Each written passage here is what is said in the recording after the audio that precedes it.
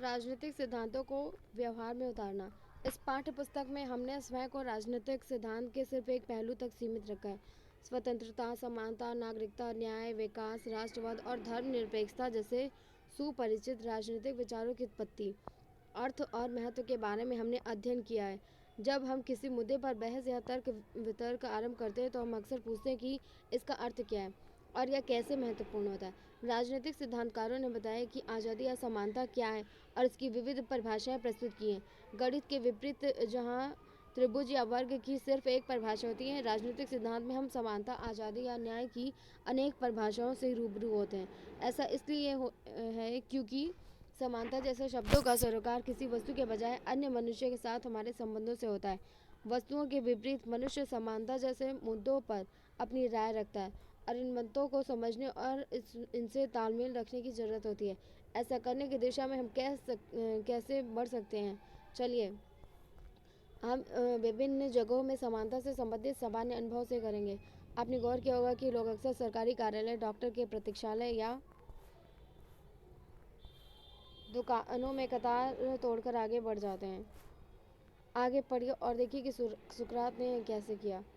सेफलस, तुमने अच्छा कहा, मैंने जवाब दिया, लेकिन जहाँ तक न्याय की बात है, यह क्या है? सत्य बोलना और अपना ऋण चुकाना, बस इससे अधिक कुछ नहीं। क्या इसके भी अपवाद नहीं होते हैं? जरा सोचिए, एक मित्र सांचित स्वभाव से अपने हथियार मेरे पास जमा कर देता है और उन हथियारों को वैसी स्थिति में वापस मांगता है जब उसका दिमाग शांत नहीं। तो ऐसी स्थिति में मुझे हथियार वापस कर देने चाहिए। आप बिल्कुल सही हो, उसने कहा, लेकिन तब सत्य बोलना, ऋणों को चुकाना न्याय की सही परिभाषा नहीं है। मैंने कहा पहले हमने सीधे सीधे कहा था कि अपने मित्रों के साथ भला करना और अपने शत्रुओं के साथ बुरा करना न्याय है। इसकी जगह हमें कहना चाहिए कि मित्र अच्छे हों तब उनके साथ अच्छा करना, जब शत्रु बुरे हों तब उनके साथ बुरा करना न्याय है। हाँ, मुझे ये ठीक लगता है। कई बार ऐसा करने वालों को पंक्ति में पीछे जाने के लिए कहा जाता है तो हमें खुशी होती है। कई बार वे आगे निकल जाते हैं और हम ठगा सा महसूस करते हैं। हम इसका विरोध करते हैं क्योंकि हम जिनके लिए भुगतान करते हैं उन सम्मानों या सुविधाओं को पाने में समान अवसर चाहते हैं। इसलिए जब हम अपने अनुभव पर ध्यान देते हैं तो हम समझते हैं कि समानता का अर्थ सभी के लिए समान अवसर होता है। फिर भी अगर वृद्धों और विकलांगों के लिए अलग काउंटर हो तो हम समझते हैं कि उनके साथ विशेष बर्ताव न्यायोचित है। लेकिन हम प्रतिदिन यह देखते हैं कि बहुत से लोग दुकान या चिकित्सक के पास इसलिए नहीं जा सकते कि उनके पास सामान या सुविधाओं की कीमत चुकाने के लिए रुपए नहीं होते। इनमें से कुछ लोग दैनिक मजदूर होते हैं जो घंटों पत्थर काटते या ईंट पाटते हैं। अगर हम संवेदनशील हैं तो महसूस करते हैं कि यह अनुचित है कि समाज में कुछ सदस्यों की बुनियादी ज़रूरतें भी ना हो पूरी। तब हम इस अनुभव से गुजरते कि समानता में किसी न किसी प्रकार की निष्पक्षता बरती जानी चाहिए ताकि लोग अनुचित रूप से शोषित ना हो और आर्थिक कारकों की वजह से प्रतिकूल परिस्थितियों के शिकार ना हो। इस तथ्य पर गौर करें तो बहुत से बच्चे स्कूल नहीं जा पाते क्योंकि अपना पेट भरने के लिए उन्हें काम करना पड़ता है। इसी तरह अधिसंख्य लड़कियों को स्कूल से इसलिए हटा दिया जाता है कि माँ बाप के काम पर जाने के दौरान उन्हें छोटे भाई बहनों की देखभाल करनी है। हालांकि भारतीय संविधान सभी को प्राथमिक शिक्षा पाने के अधिकार की गारंटी देता है, लेकिन यह अधिकार मात्र औपचारिक बनकर रह गया है। फिर हम महसूस कर सकते हैं कि ऐसे बच्चे और उनके माँ बाप के लिए सरकार को कुछ ज़्यादा ही करनी चाहिए ताकि वे स्कूल जा सकें। लेकिन क्या किसी को भी चोट पहुंचाना न्यायपूर्ण होना चाहिए? निस्संदेह जो दुष्ट और शत्रु उन्हें चोट पहुंचाई जानी चाहिए। जब घोड़े घायल होते हैं तब उनकी स्थिति पहले से बेहतर होती है या पहले से बुरी होती है?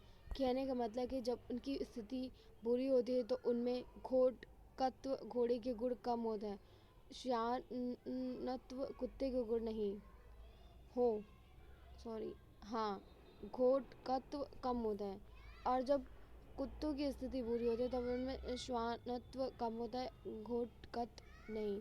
हाँ, बिल्कुल सही। और जब कोई मनुष्य घायल होगा तब उसमें मनुष्यत्व कम होगा, निस्संदेह। और मनुष्यत्व न्याय है, निश्चित रूप से। इस प्रकार देख सकते हैं कि ये समानता के बारे में हमने विचार काफ़ी जटिल है। जब हम पंक्तिबद्ध होते हैं तो या खेल के दौरान मैदान में होते हैं, हम समान अवसर चाहते हैं। जब हम किसी अक्षमता के शिकार होते हैं तब हम चाहते हैं कि कुछ विशेष प्रावधान किए जाएं। लेकिन जब हम बुनियादी ज़रूरतें भी पूरी नहीं कर पाते तब समान अवसर मिलना ही पर्याप्त नहीं है। हमें स्कूल जाने या संसाधनों, रोजगार, अच्छा वेतन, रियायती अस्पताल आदि का समुचित बंटवारा जैसे अग्रगामी उपायों से सहायता पाने में समर्थ बनाया जाना चाहिए। इसका अर्थ यह है कि निष्पक्षता को सुनिश्चित करने के लिए किसी एजेंसी को जिम्मेवार बनाने की ज़रूरत है। इस प्रकार हमारे पास समानता की अनेक परिभाषाओं के होने की बजाय यह है कि समानता का अर्थ प्रसंग पर निर्भर करता है। हमने इसके उस अर्थ से शुरुआत की जो स्वयं हमारे लिए, और फिर हमने इसका विस्तार गरीब, वंचित, बूढ़े, बुजुर्ग आदि के लिए किया। हमने अर्थ की कई परतें खोली, हम पूर्ण रूप से समझे बगैर राजनीतिक सिद्धांत गढ़ते रहे। तब जो मनुष्य घायल हो जाता है वह निश्चित रूप से अन्यायपूर्ण बन जाता है। हाँ, परिणाम तो यही है। लेकिन क्या संगीतकार अपनी कला से मनुष्य को संगीत से दूर कर सकता है? बिल्कुल नहीं। और क्या घुड़सवार अपनी कला से उसे एक बुरा घुड़सवार बनाता है? असंभव। और क्या कोई न्यायपूर्ण व्यक्ति न्याय के द्वारा लोगों को अन्यायपूर्ण बना सकता है? या सामान्य शब्दों में, क्या सद्गुण संपन्न व्यक्ति को किसी को बुरा बना सकता है? निश्चित रूप से नहीं। और ना ही अच्छा व्यक्ति किसी को नुकसान पहुंचा सकता है। हाँ, यह तो असंभव है। और न्यायपूर्ण व्यक्ति ही अच्छा व्यक्ति होता है, निश्चित रूप से। राजनीतिक अवधारणाओं के अर्थ को राजनीतिक सिद्धांतकार यह देखते हुए स्पष्ट करते हैं कि आम भाषा में इसे कैसे समझा और बरता जाता है। वे विविध अर्थों और रायों पर विचार विमर्श और उनकी जांच पड़ताल भी सुव्यवस्थित तरीके से करते हैं। अवसर की समानता कब पर्याप्त है, कब लोगों को विशेष बर्ताव की जरूरत होती है, ऐसे विशेष बर्ताव कब तक और किस हद तक किया जाना चाहिए, क्या गरीब बच्चों को स्कूल में बने रहने के लिए प्रोत्साहित करने हेतु दोपहर तक भोजन दिया जाना चाहिए, ये कुछ प्रश्न ऐसे हैं जिनकी ओर वे मुखातिब होते हैं। आप भी देख सकते हैं कि ये मसले बिल्कुल व्यवहारिक हैं। वे शिक्षा और रोजगार के बारे में सार्वजनिक नीतियाँ तय करने में मार्गदर्शन करते हैं, जैसा समानता के मामले में, वैसा ही अन्य अवधारणाओं के मामले में भी है। राजनीतिक सिद्धांतकारों को रोजमर्रा के विचारों से उलझना पड़ता है, संभावित अर्थों पर विचार विमर्श करना पड़ता है और नीतिगत विकल्पों को सूत्रबद्ध करना पड़ता है। आज़ादी, नागरिकता, अधिकार, विकास, न्याय, समानता, राष्ट्रवाद और धर्मनिरपेक्षता आदि कुछ अवधारणाओं पर हम अगले अध्यायों में विचार करेंगे। तब मित्र या किसी भी अन्य व्यक्ति को नुकसान पहुंचाना एक न्यायपूर्ण व्यक्ति का नहीं, वरन उसके ठीक उलट एक अन्यायपूर्ण व्यक्ति का ही काम होता है। मेरा सोचना है कि सुकरात, तुम जो कह रहे हो वह काफ़ी सत्य है। और जो किसी रोग से बचाव या रोकथाम में सर्वाधिक कुशल होता है, वही उसे पैदा करने में सर्वाधिक सक्षम होता है। सच बात है। और जो शत्रु जीत सकता है वह किले का सबसे अच्छा रक्षक होता है, निश्चित ही। तब जो किसी चीज़ का अच्छा रखवाला होता है वह अच्छा चोर भी होता है। हाँ, इससे तो यही निष्कर्ष निकलता है। तब अगर न्यायपूर्ण व्यक्ति धन की रक्षा में अच्छा होता है तो वह गबन करने में भी अच्छा होता है। इस तर्क में तो यही निहित है। हमें राजनीतिक सिद्धांत क्यों पढ़ना चाहिए? हमारे राजनीतिक आदर्श हो सकते हैं, पर क्या हमें राजनीतिक सिद्धांतों के अध्ययन की भी ज़रूरत है? क्या यह राजनीति करने वाले राजनेताओं के लिए, या नीति बनाने वाले नौकरशाहों के लिए, या राजनीतिक सिद्धांत पढ़ाने वाले अध्यापकों के लिए ज़्यादा उपयुक्त नहीं है? बेहतर तो यह होगा कि राजनीतिक सिद्धांत संविधान और कानूनों की व्याख्या करने वाले वकील या जज या उन कार्यकर्ताओं और पत्रकारों को पढ़ना चाहिए जो शोषण का पर्दाफाश करते हैं और नए अधिकारों की मांग करते हैं। हमें आज़ादी या समानता का अर्थ जानने से क्या मिलेगा? पहली बात तो यह है कि राजनीतिक सिद्धांत ऐसे सभी समूह के लिए प्रासंगिक छात्र के रूप में हम भविष्य में उपरोक्त पेशे में किसी भी एक को चुन सकते हैं। इसलिए परोक्ष रूप से यह अभी भी हमारे लिए प्रासंगिक है। क्या हम गणित नहीं पढ़ते, जबकि हमें से सभी गणितज्ञ और इंजीनियर नहीं बनेंगे?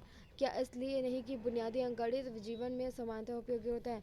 दूसरी बात यह है कि हम सभी मत देने और अन्य मसलों के फैसले करने के अधिकार संपन्न नागरिक बनने जा रहे हैं। दायित्वपूर्ण कार्य निर्वहन के लिए उन राजनीतिक विचारों और संस्थाओं की बुनियादी जानकारी हमारे लिए मददगार होगी जो हमारी दुनिया को आकार देते हैं। सूचना परक समाज में यदि हमें ग्राम सभा में सहभागी होना या वेबसाइट और मतदान अपनी राय पेश करनी है तो हमारा तर्कशील और जानकार होना निर्णायक होता है।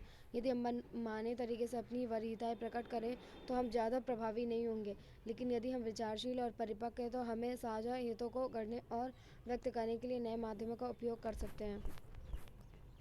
तब सभी न्यायपूर्ण व्यक्तियों को चोर बन जाने के बाद तो यह तर्क दोगे कि अच्छे वे हैं, हमारे मित्र हैं, जो बुरे हैं वे हमारे शत्रु हैं। हाँ, पहले हमने सीधे सीधे कहा था कि अपने मित्रों के साथ भला करना और अपने शत्रु के साथ बुरा करना न्याय है। इसकी जगह हमें कहना चाहिए कि मित्र अच्छे हों तब उनके साथ अच्छा करना, और जब शत्रु बुरे हों तब उनके साथ बुरा करना न्याय है। हाँ, मुझे ये ठीक लगता है। लेकिन क्या किसी को भी चोट पहुँचाना न्यायपूर्ण होना चाहिए? निसंदेह जो दुष्ट और शत्रु उन्हें चोट पहुँचाई जानी चाहिए। जब घोड़े घायल होते हैं तब उनकी स्थिति पहले से बेहतर होती है या बुरी? पहले से बुरी होती है। कहने का मतलब कि जब उनकी स्थिति बुरी होती उनमें घोटकत्व कम होता है, श्वानत्व नहीं। हाँ, घोटकत्व कम होता है। नागरिक के रूप में हम किसी संगीत कार्यक्रम के श्रोता होते हैं और लय की व्याख्या करने वाले मुख्य कलाकार नहीं होते, लेकिन हम कार्यक्रम तय करते हैं, प्रस्तुति का आस्वादन करते हैं और नए अनुरोध करते हैं। क्या आपने गौर किया कि संगीतकार तब बेहतर प्रदर्शन करते हैं जब उन्हें श्रोताओं के जानकार और कदरदान होने का पता रहता है? इसी तरह शिक्षित और सचेत नागरिक भी राजनीतिक करने वालों को जनाभिमुख बना देते हैं। तीसरी बात यह है कि आज़ादी, समानता और धर्मनिरपेक्षता हमारे जीवन के अमूर्त मसले नहीं हैं। परिवारों, विद्यालयों, महाविद्यालयों, व्यावसायिक केंद्रों आदि में तरह तरह के भेदभावों का हम प्रतिदिन सामना करते हैं। हम स्वयं भी अपने से भिन्न लोगों के प्रति पूर्वाग्रह रखते हैं, चाहे वे अलग जाति के हों या अलग धर्म के अथवा अलग लिंग या वर्ग के। यदि हम उत्पीड़ित महसूस करते हैं तो हम पीड़ा का निवारण करना चाहते हैं, और यदि उसमें विलम्ब होता है तब हम महसूस करते हैं कि हिंसक क्रांति उचित है। यदि हम विशेषाधिकार संपन्न हैं तो हम सम्मान के लिए संघर्षरत और नौकरों और नौकरानियों के उत्पीड़न से भी इनकार करते हैं। कभी कभी हम यह भी महसूस करते हैं कि हमारे नौकर उसी व्यवहार के योग्य है जो उनके साथ हो रहा है। राजनीतिक सिद्धांत बस यही कहता है कि वह हमें राजनीतिक चीज़ों के बारे में अपने विचारों और भावनाओं के परीक्षण के लिए प्रोत्साहित करता है। थोड़ी अधिक सतर्कता से देखने भर से हम अपने विचारों और भावनाओं में उदार होते जाते हैं। और जब कुत्तों की स्थिति बुरी होती है तब उनमें सहानत्व कम होता है, घोटकत्व नहीं।